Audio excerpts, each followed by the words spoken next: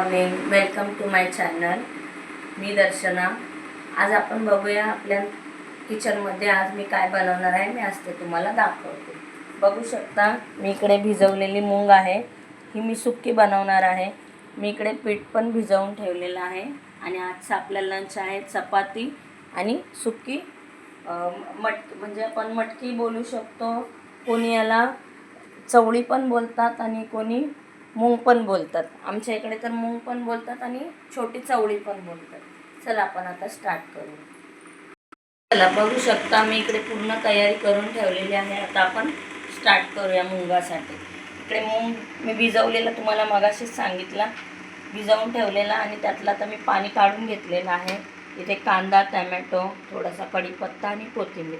साधंच आपलं घरगुती एकदम साधं सोपं असं मी माझ्या पद्धतीने बनवणार आहे. चला आपण बघूया. इकडे तेल असं गरम झालेलं आहे आपलं मस्त. आता आपण कढीपत्ता घालू. कढीपत्ता चांगला तेलामध्ये तडतडला की आपण लगेच कांदा घालू.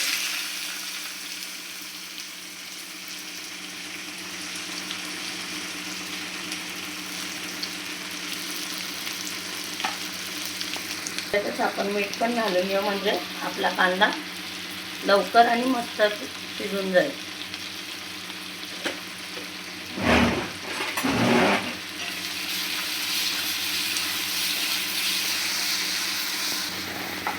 बघू शकता कांदा आपला थोडासा लालसर झालेला आहे. आता यात आपण टमॅटो घालून घेऊ.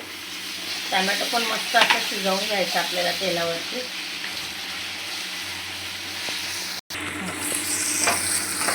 बघू शकता आपला कांदा टमॅटो मस्त असा शिजलेला आहे. आता यात आपण काही घरगुती मसाले घेतले आहे हे पण घालून देऊ.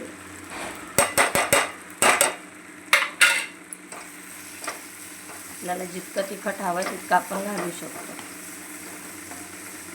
तर आपण मूग पण घालून घेऊ.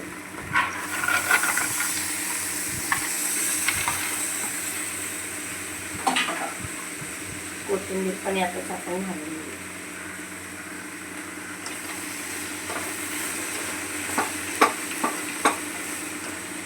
अशी रेसिपी आहे.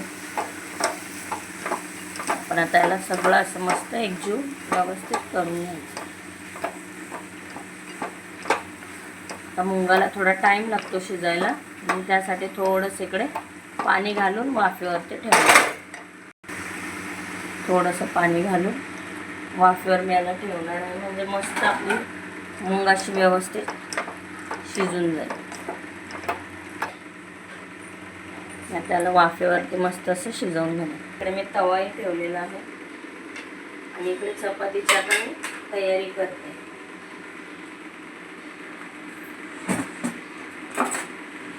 चला आता आपण चपाती लाटून घेऊ.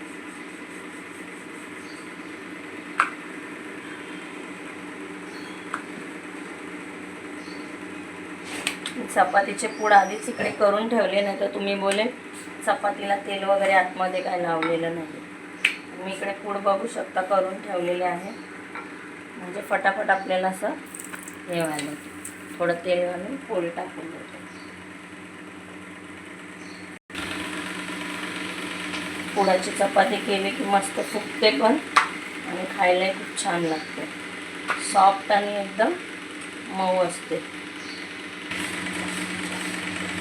अलगद हाताने मस्त आपल्याला चपाती अशी फिरवून घ्यायची. छान अशी फुगते पण चपाती.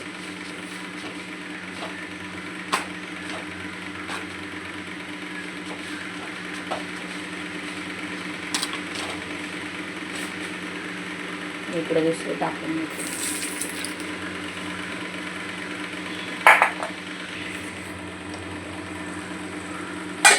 बघू शकता आपली मूग अशी मस्त झालेली आहे. आता मी गॅस बंद करणार आहे.